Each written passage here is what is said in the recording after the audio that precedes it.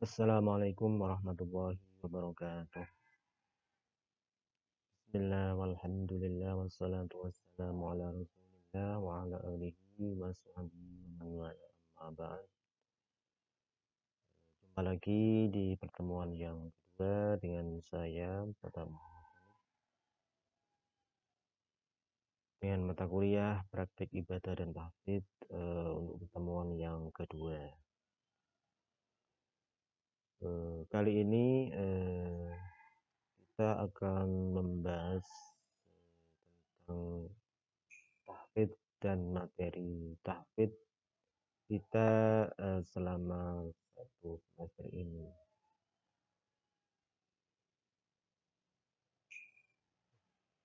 Kita awali dengan definisi tahfidz.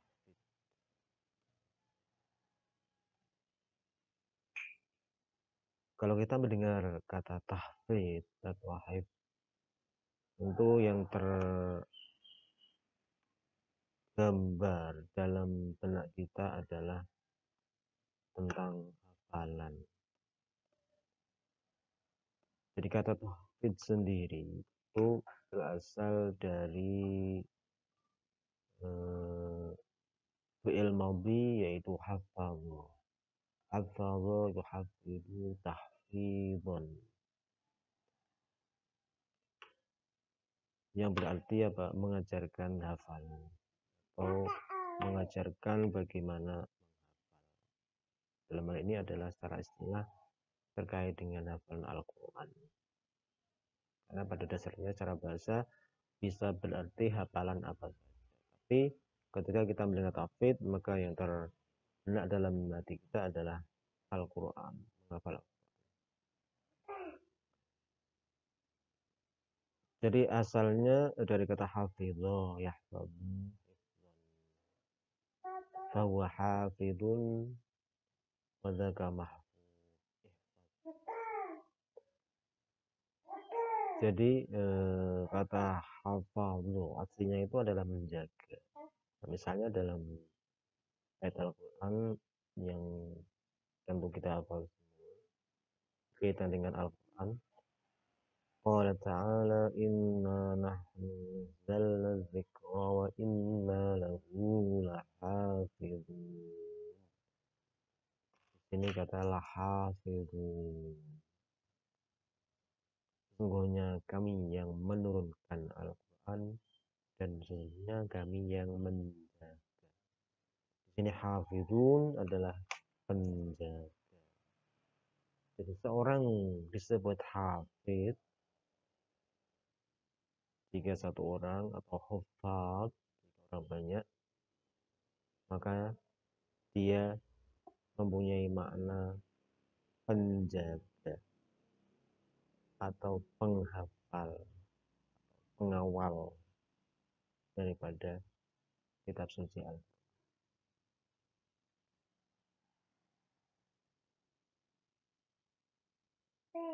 Itu secara bahasa.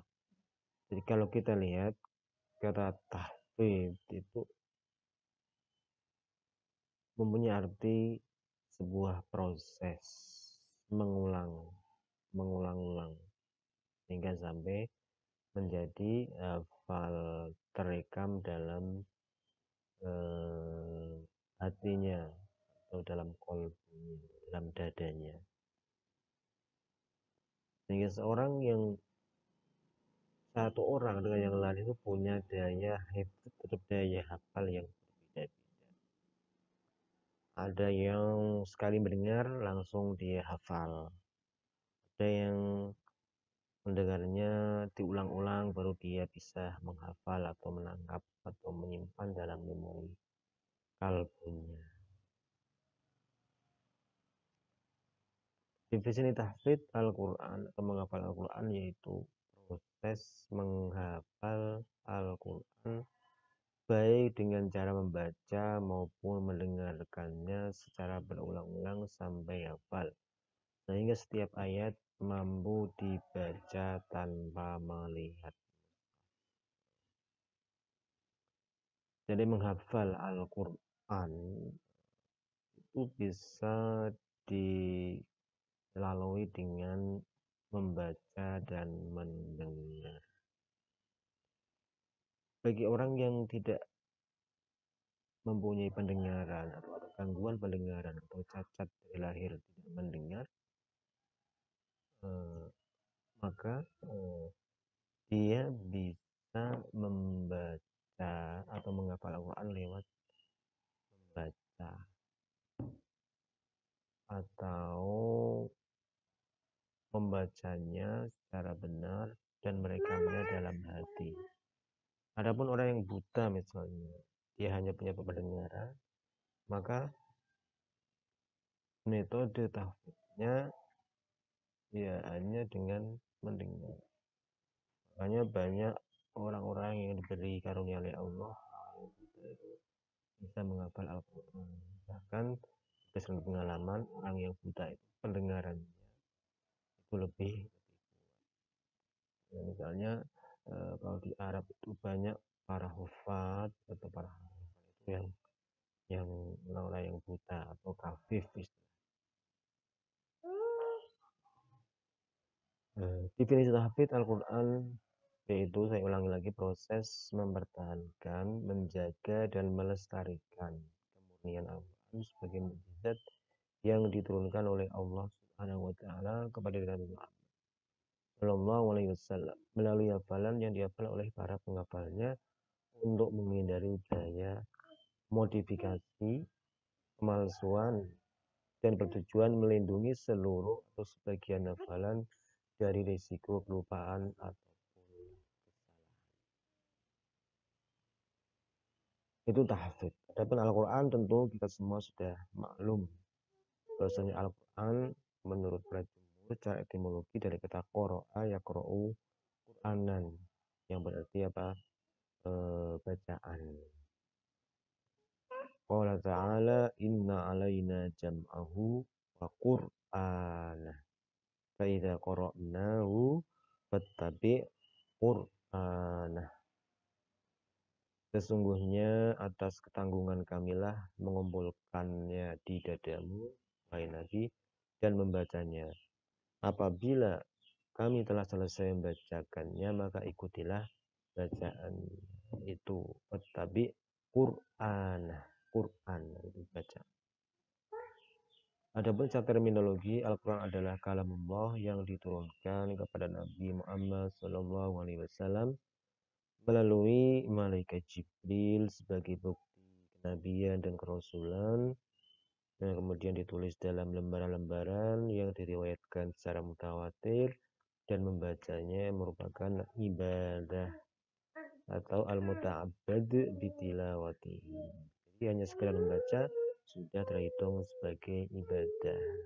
Kemudian juga sekedar kita melihat mushaf itu pun juga mendapatkan pahala daripada ibadah. Jadi sebenarnya Al-Quran itu diturunkan sebagai petunjuk, sebagai pedoman hidup, sebagai sumber kehidupan dunia dan akhirat. Dan tujuan utama Al-Quran adalah juga untuk ditadabburi, direnungkan, direfleksikan makna-maknanya, dan selanjutnya untuk di antaranya sarana yang mudah untuk tadabburi, merenungi, memaknai Al-Quran adalah dengan menghafal lebih dahulu. Karena dengan menghafal kita akan lebih mudah menjadikan Al-Quran dalam hati kita, sehingga kedepannya nanti akan mudah untuk ditadabburi dan dimaknai. Ada beberapa fadilah atau fadhail zamannya fadilah mengenai menghafal Al-Quran. Di antaranya adalah Al-Quran menjadi syafaat di hari kiamat. Iqra'ul Quran fa innahu ya'ti yaumal qiyamati syafi'an li ashabih. Bacalah Al-Quran, sesungguhnya Al-Quran itu akan menjadi syafaat bagi ashabnya, bagi ashabnya. Bacalah Al-Quran. Jadi membaca di sini bisa diartikan dua hal. Membaca melalui mushaf, itu dengan melihat an-namdhur ilal mushaf, dan membaca dari apa yang tersimpan dalam dada atau dalam kalbu. Jadi membaca itu tidak harus melalui mushaf, karena intinya membaca adalah mengucapkan secara lisan.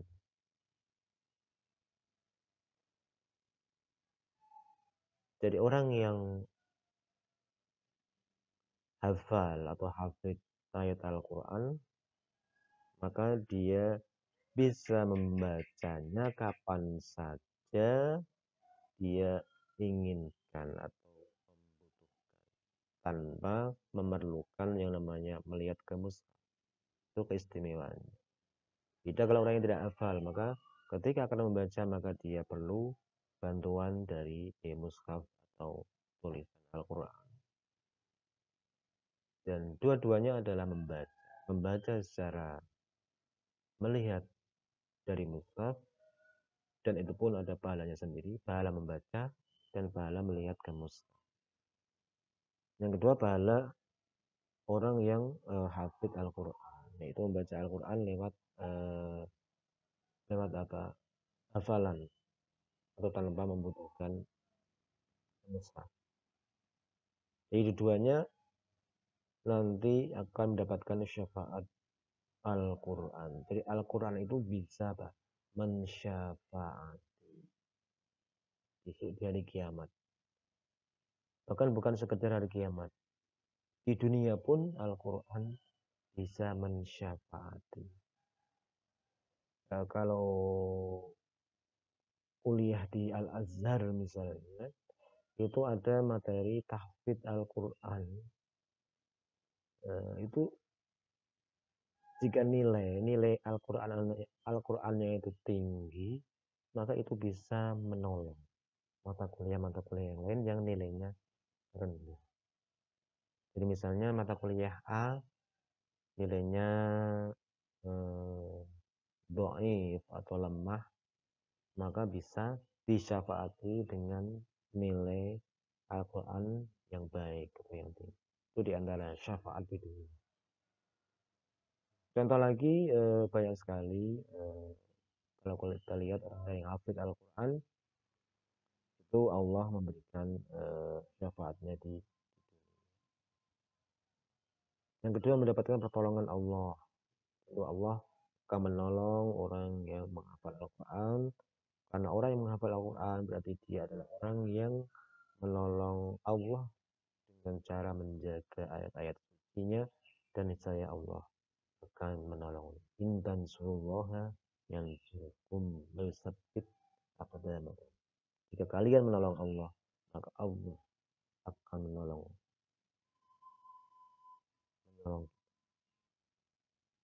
Selanjutnya adalah menambah kenikmatan dan kekhusyuan dalam sholat.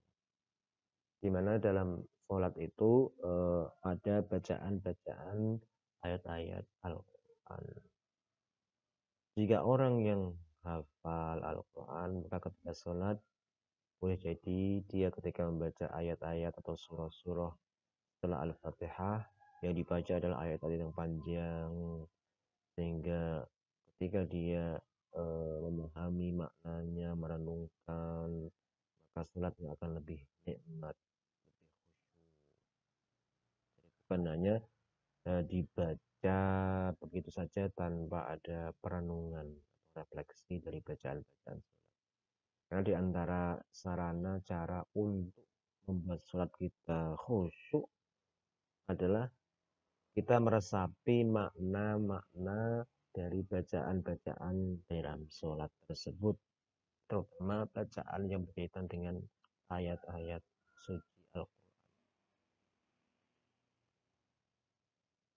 Kemudian di antara fadilahnya lagi adalah menjadikan gaya hidup lebih islami.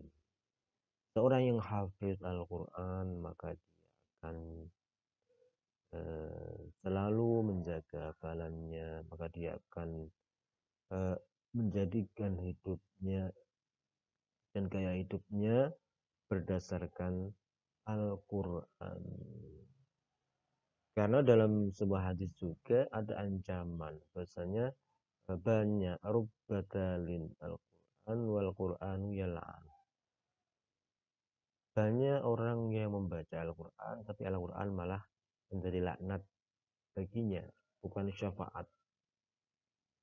Yaitu bagi orang yang membaca Al-Quran atau menghafal Al-Quran, tapi apa? Gaya hidupnya, perilakunya berseberangan dengan Al-Quran. Al-Quran memerintah ini, dia malah melanggar. Al-Quran melarang ini, malah dia melaksanakan.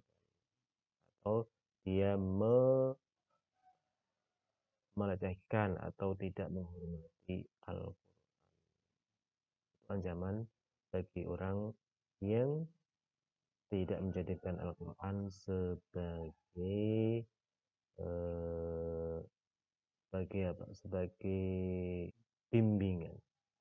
Jadi dengan menghafal Al-Quran sebagai salah satu sarana menjadikan hidup kita menjadi hidup yang Qur'ani dan Islami. Kembali kepada menghafal Al-Quran. Jadi banyak orang yang mengatakan bahwasanya menghafal Al-Quran itu sangat berat.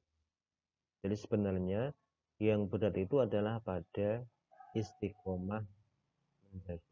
Kalau menghafal, kebanyakan orang-orang mengatakan mudah, karena hanya dengan mengulang-ulang, dengan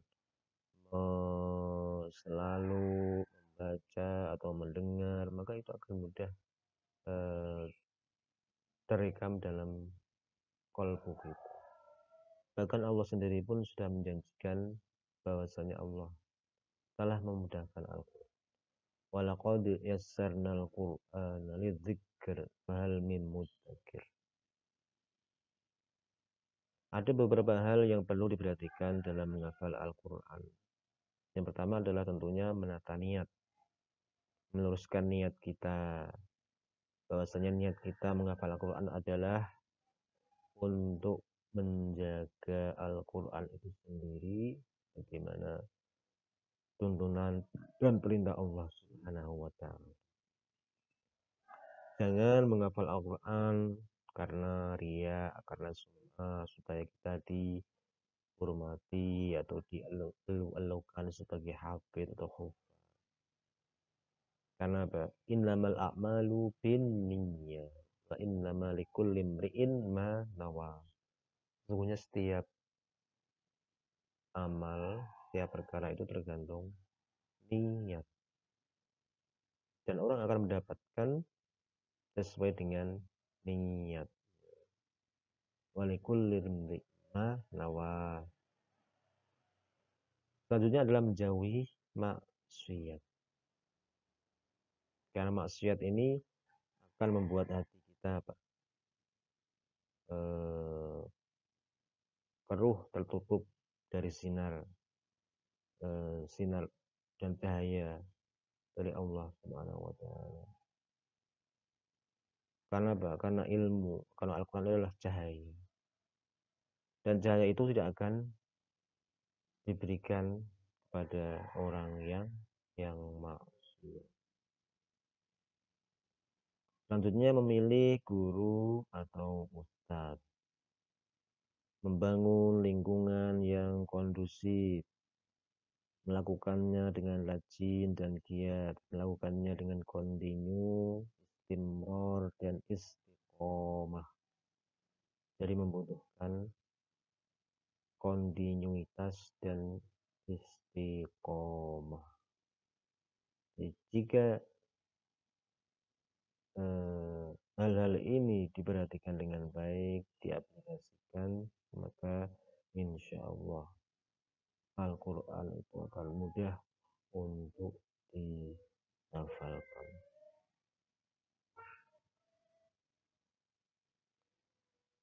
Adapun mengenai cara menghafal Al-Quran, tentu banyak sekali metode-metode yang ditawarkan oleh para muhafidz, juga orang-orang yang mengajarkan hafalan Al-Quran. Di antaranya yang masyhur adalah metode triple T plus 1M, 3T plus 1M, yaitu talqin atau tasmi'. Jadi kita langsung melakukan musyafah, tatap muka, muwajah dengan guru atau dengan muhafidz, orang yang mengajarkan Al-Quran. Atau dengan tasmi', kita mendengar. Kalau di era sekarang banyak sekali rekaman-rekaman para qurra, para qori dari berbagai penjuru dunia, dari qori orang-orang Arab sendiri, orang-orang Indonesia dan seterusnya, itu bisa kita milih mana yang sesuai dengan selera kita, mana yang sesuai dengan keinginan kita. Jadi kita di sini ditawarkan berbagai macam contoh para pembaca atau penghafal Al-Quran dengan suara-suaranya yang indah tersebut. Maka tinggal kita mendengarkan atau menginstal aplikasi bacaan-bacaan Al-Quran di laptop kita atau di HP kita dan sebagainya, supaya memudahkan kita untuk menghafal Al-Quran.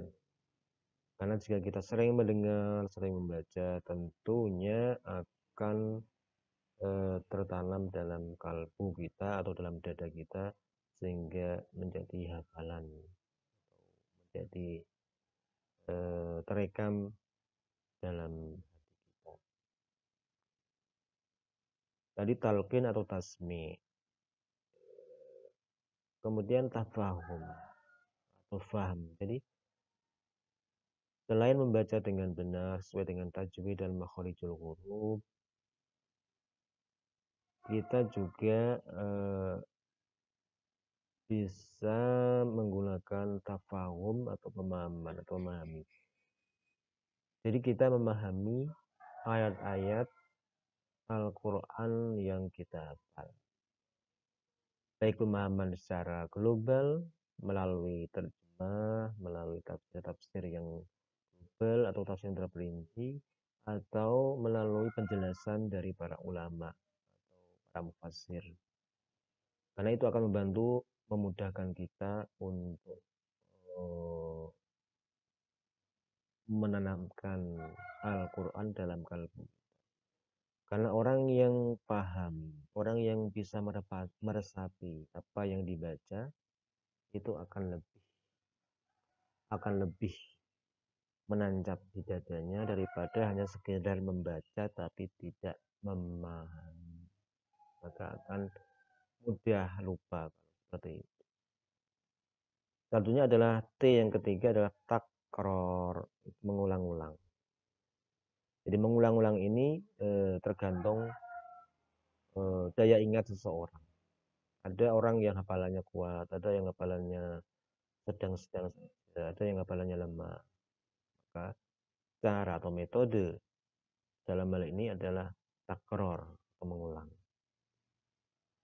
Boleh jadi seorang ketika mau menghafal satu ayat, mengulanginya 3 kali, 5 kali, 10 kali, 100 kali, dan berkali-kali sampai benar-benar dia hafal. Tergantung daya ingat seseorang. Selanjutnya adalah M. 1M, yaitu satu murja'.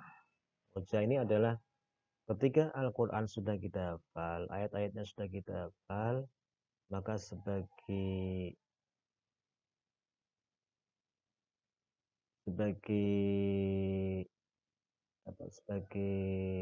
metode untuk menjaganya hafalan itu, maka kita harus melakukan murojaah.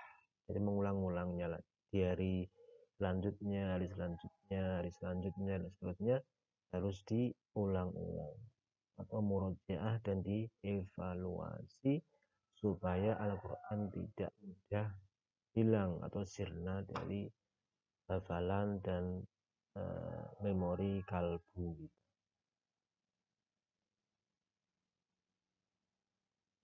Untuk memberikan stimulasi atau semangat dalam menghafal atau tahfidz Al-Quran, seseorang itu harus meyakini bahwasannya Al-Quran sebagai kalamum, sebagai firman Tuhan.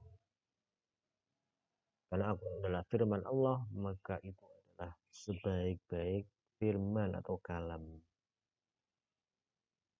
Maka ia akan menjadikannya sebagai sarana untuk taqarrub kepada Allah Subhanahu wa Ta'ala. Aktivitas senantiasa berdasarkan kecintaan dan keimanan kepada Allah, sehingga Al-Quran menjadi prioritas dalam kehidupan, baik dengan cara mempelajari, menghafal, maupun mengamalkan isi kandungan. Itulah motivasi kita untuk menghafal atau tahfidz Al-Quran. Intinya adalah kita yakin, kita sadar bahwa Al-Quran itu adalah kalamullah, dan sebagai kalam, ya kalamullah. Sehingga dengan kalamullah itu kita menjadikannya sebagai sarana dan instrumen untuk taqarrub kita kepada Allah Subhanahu.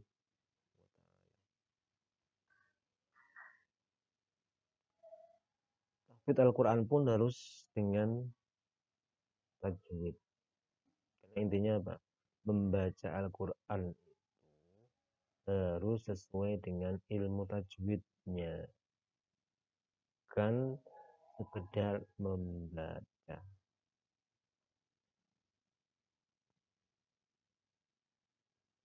Karena apa?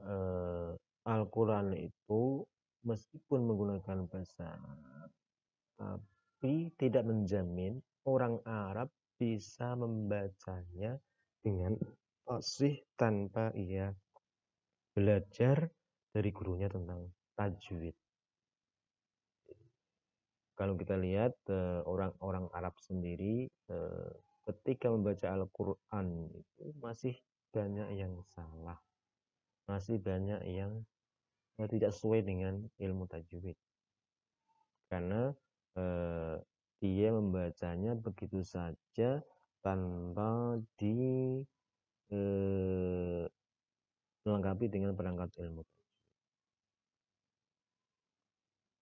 Sehingga menjaga hafalan Al-Quran bukan hanya menjaga isi kandungannya, melainkan juga menjaga huruf-huruf, cara pembacaan makhorijul huruf, bacaan-bacaan, supaya cocok dengan kaidah-kaidah tajwid.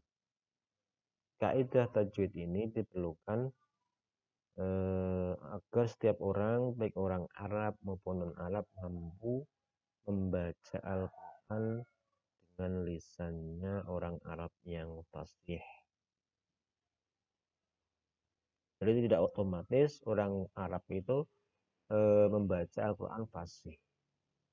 Kalau dia tidak belajar tajwid, tidak belajar membaca Al-Quran dengan baik, maka bacaannya pun akan belepotan, bahkan mungkin lebih buruk dari bacaan orang yang non-Arab sendiri. Seorang santri yang menghafal Al-Quran tidak menggunakan kaidah tajwid, maka dianggap tidak menjaga kemurnian Al-Quran. Sebelum program tahfidz Al-Quran diikuti, sebaiknya calon penghafal atau orang yang ingin menghafal Al-Quran mampu memperbaiki bacaan Al-Quran terlebih dahulu. Bacaan yang baik dan benar sesuai tajwid, ditambah bacaan yang lancar, pasti akan memudahkan proses menghafal Al-Quran. Karena Allah sudah menjamin kemudahan Al-Quran untuk dipelajari.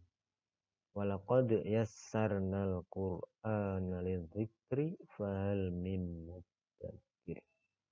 Dan sungguh kami telah memudahkan Al-Quran untuk dipelajari.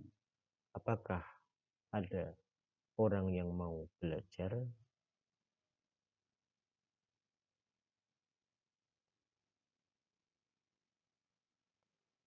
Makanya ketika kita sudah punya hafalan Al-Quran, tidak terus berhenti begitu saja, tapi harus disempurnakan. Misalnya banyak orang-orang yang punya persepsi bahwasannya tahfidz atau hifz Al-Quran adalah sebagai final atau goal atau tujuan terakhir. Ketika dia sudah hafal, sudah khatam Al-Quran bil ghaib 30 juz, kemudian dia leha-leha, sudah aman, sudah ayem. Itu sebenarnya belum sempurna. Karena untuk menyempurnakan tahfidz Al-Quran ada beberapa hal yang perlu dilakukan. Di antaranya adalah selalu membaca, mendengarkan hingga betul-betul terekam di kepalanya. Pengulangan ini akan membuat bacaan bisa cepat dihafalkan dan juga bisa lebih dekat dengan Al-Quran. Jadi ketika sudah khatam misalnya, maka tidak otomatis dia tidak mengembangkan atau menyempurnakan tahfidz. Dia harus punya cita-cita untuk menjadi hafidz yang betul-betul mutqin, sempurna. Bukan hanya sekedar tahfidz, juga paham mengenai isi kandungan Al-Quran. Ada beberapa cara tertentu yang harus dilakukan, diantaranya adalah tafakkur dan juga tadabbur Al-Quran. Dengan kegiatan ini maka kita bisa mengambil hikmah dan juga pelajaran. Kemudian mengetahui isi dari Al-Quran juga akan membantu memperbaiki akhlak dan bisa menerapkan kehidupan sesuai dengan Al-Quran. Kemudian mempelajari tafsir Al-Quran, mempelajari karya-karya dan produk ulama-ulama mufassirin tentu akan memudahkan kita dalam mempelajari atau memahami ayat-ayat Al-Quran. Kemudian juga akan mudah lagi, sempurna lagi kalau kita mengetahui dengan baik bahasa Arab sebagai bahasa Al-Quran. Tentunya akan menyenangkan ketika sholat ataupun mengaji, paham pada setiap bacaannya. Dengan pemahaman bahasa Arab yang baik, maka kita akan lebih mengerti dan bisa memahami Al-Quran. Tahfidz Al-Quran yang telah dipelajari akan semakin mudah untuk dipahami isinya. Jadi intinya, tahfidz Al-Quran itu bukan tujuan akhir, bahkan sebagai sarana. Karena intinya adalah menghafal Al-Quran sebagai sarana untuk memahami, mentadabburi, mentafakuri, dan kemudian mengamalkan kandungan atau isi Al-Quran. Itu tujuannya, dalam rangka memudahkan. Jadi tahfidz itu bukan tujuan final atau tujuan akhir. Karena apa? Al-Quran tidak diturunkan hanya untuk segera dihafal, tapi apa? Untuk diikuti, diamalkan, ditadabburi dalam kehidupan sehari-hari.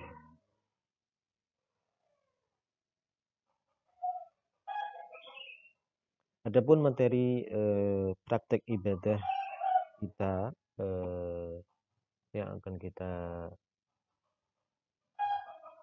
pelajari bersama semester ini adalah seperti yang terlihat dalam slide ini,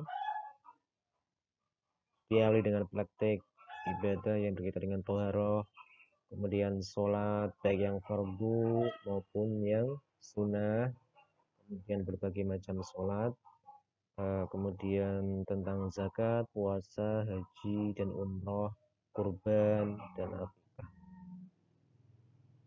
Adapun materi tahfidz Al-Quran, di sini ada 3 pilihan atau 3 kategori. ada 3 pilihan dan mahasiswa wajib memilih salah satu dari 3 pilihan tersebut. Yang pertama adalah menghafal juz amma, juz 30 secara komplit. Jadi setiap mahasiswa nanti bisa memilih yang satu ini itu dengan setoran hafalan juz amma secara komplit. Yang kedua adalah pilihan yang kedua menghafal 3 surah dari juz 28 sampai 29. Nah, ini surah-surah yang sedang-sedang atau yang pendek dari juz 28, 29. Ini bisa dipilih 3 surah. 3 surah saja untuk dihafal dan distorkan. Yang ketiga adalah menghafal 1 juz komplit selain juz amma. Misalnya juz 1 saja, juz 2 saja, juz 3 atau juz 15 atau juz 20 dan seterusnya. Nah, itu bisa dihafal dan distorkan. Jadi ada 3 kategori atau 3 pilihan, masing-masing mahasiswa bisa memilih salah satu. Mungkin yang paling mudah nomor 1, nomor 2, nomor 3. 1 paling mudah, 2 sedang-sedang, 3 mungkin yang paling berat di antara 3 opsi.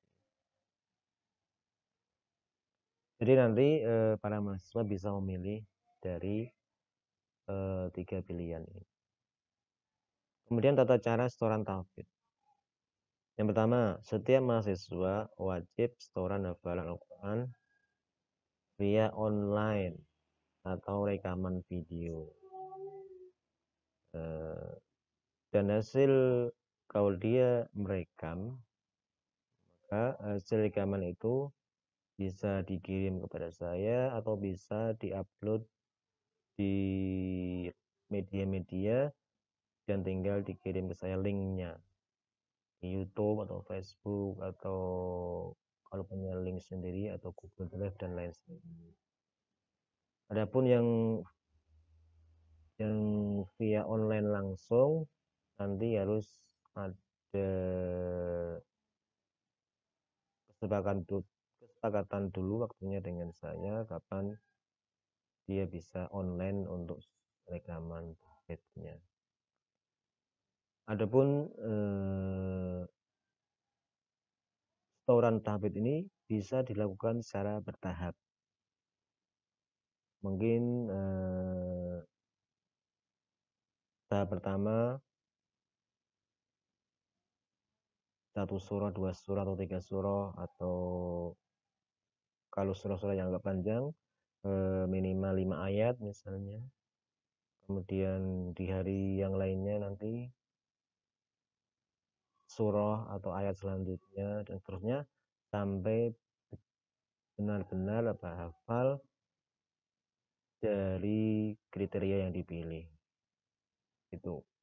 Jadi setorannya bisa bertahap mulai dari pertemuan yang akan datang, bisa di-share atau bisa di-online-kan.